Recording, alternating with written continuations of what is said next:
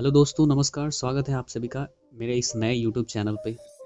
इस वीडियो में हम बात करेंगे एक प्रॉब्लम के बारे में और उसके सॉल्यूशन के बारे में। प्रॉब्लम से मेरा मतलब है मैथ्स प्रॉब्लम, यानी मैथ्स का डर।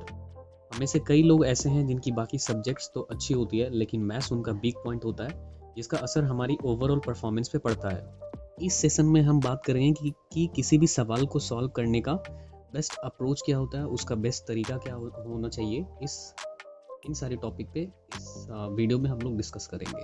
पॉइंट नंबर फर्स्ट, मेरे अनुसार हम लोगों ने अपने दिमाग में ये बिठा लिया है कि मैथ्स एक डिफिकल्ट सब्जेक्ट है, बल्कि ऐसा नहीं है। मैथ्स एक क्रिएटिव सब्जेक्ट है। ये हिस्ट्री, बायोलॉजी या दूसरे सब्जेक्ट जैसा नहीं है जिसमें आपको चीज़ों को रटना पड़ता है।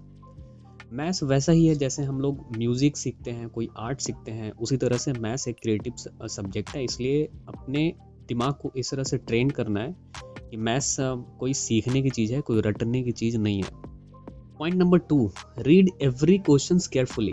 किसी भी सवाल को सॉल्व करने से पहले उसको ध्यान से रीड करना जरूरी है, क्योंकि सवाल समझ आ जाने पे हमारा 75% काम खत्म हो जाता है। इसको समझने के लिए हम एक उदाहरण ले सकते हैं। एक बार अमेरिका के राष्ट्रपति अब्राहम लिंकन ने कहा था कि अगर मुझे एक पेड़ काटने के लिए 6 घंटे दिए जाएंगे तो मैं पहले 4 घंटों में अपनी कुल्हाड़ी की धार तेज करना पसंद करूंगा। इससे ये हम सीख सकते हैं कि किसी भी क्वेश्चन, जैसे कोई क्वेश्चन हमें सॉल्व करना है, तो उस क्वेश्चन को रीड करना बहुत ज़रूरी है। मतलब उस क्वेश्चन में क्या कहा जा रहा है, कैसे क्वेश्चन को सॉल्व करना है, ये समझना बहुत ज़रूरी है। ऐसा नहीं कि कोई क्वेश्चन आया, हमने देखा और उसको तुरंत पेन पेपर लेके सॉल्व करने बैठ गए। नहीं, क्वेश्चन को रीड करना है, क्वेश्चन को कैसे सॉल्व करना है पहले इस बात पे सोचते हैं, उसके बाद क्वेश्चन को बनाना शुरू करते हैं। Point number 3, attempt every question at least 3 times. मतलब हर क्वेश्चन को हमें कम से कम 3 बार तो जरूर ट्राई करना चाहिए। ऐसा मैं क्यों कह रहा हूँ, इसके लिए हम समझते हैं कि जब हम किसी क्वेश्चन को सॉल्व करने के लिए बैठते हैं तो वो क्वेश्चन जनरली 2 बातें होती हैं। या तो वो क्वेश्चन सॉल्व हो जाता है या क्वेश्चन वो सॉल्व नहीं होता है। यहाँ पे हम बात करेंगे जो क्वेश्चन सॉल्व नहीं हुआ है उस क्वेश्चन के बारे में। हमने उस क्वेश्चन को एक बार ट्राई किया और सॉल्व नहीं हुआ, हमारा मोरल डाउन होता है और हम दूसरे क्वेश्चन की तरफ बढ़ते हैं।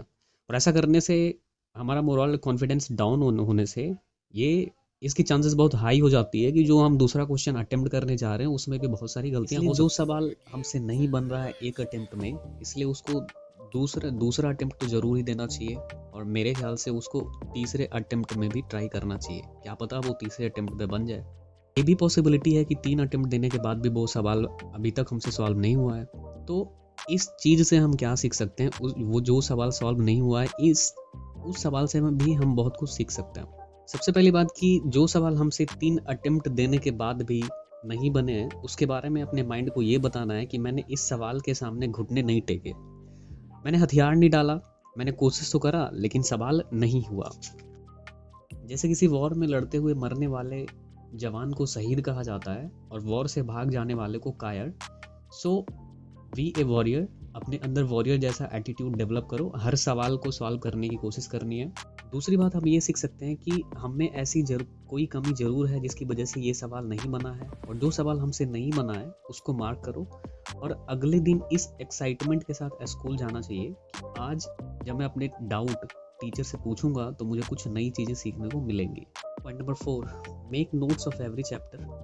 ये नोट्स बनाना इसलिए ज़रूरी है क्योंकि सिलेबस ख़त्म हो जाने के बाद हमारे पास मैथ्स का एक अच्छी खासी मोटी कॉपी जमा हो जाती है, जिसको अगर हम चाहें एग्ज़ाम के पहले अगर हम रिवीजन करना चाहें तो उसको हम रिवीजन नहीं कर पाएंगे, क्योंकि एग्ज़ाम के एग्जैक्ट पहले एक दिन पहले हम उतनी बड़ी मोटी कॉपी को रिवाइज करना पॉसिबल नहीं हो पाता। लेकिन जब हम नोट्स बनाएंगे तो नोट्स ज़्यादा से ज़्यादा 50 पेज का होगा, और एग्ज़ाम के पहले, एग्ज़ाम के 2 घंटे पहले भी हम उस नोट्स कॉपी को अच्छे से रिवाइज कर सकते हैं। इसलिए हर चैप्टर का नोट्स बनाना इम्पोर्टेंट होता है। Last and the most important point number 5, don't compare yourself to others. हर आदमी की सोचने समझने की शक्ति अलग अलग होती है। कोई चीज़ों को आसानी से समझ जाता है, वहीं दूसरी ओर किसी को देर से समझ में आता है। इस बात को लेकर ज़्यादा पैनिक नहीं होना है। तुम भी मेहनत करो, तुम्हें भी जल्द समझ में आएगा। होपफुली आपको वीडियो से कुछ सीखने को मिला होगा। इस वीडियो को लाइक कर देना, चैनल को सब्सक्राइब कर देना और शेयर करना अपने उन दोस्तों के साथ जिनको मैथ्स से डर लगता है।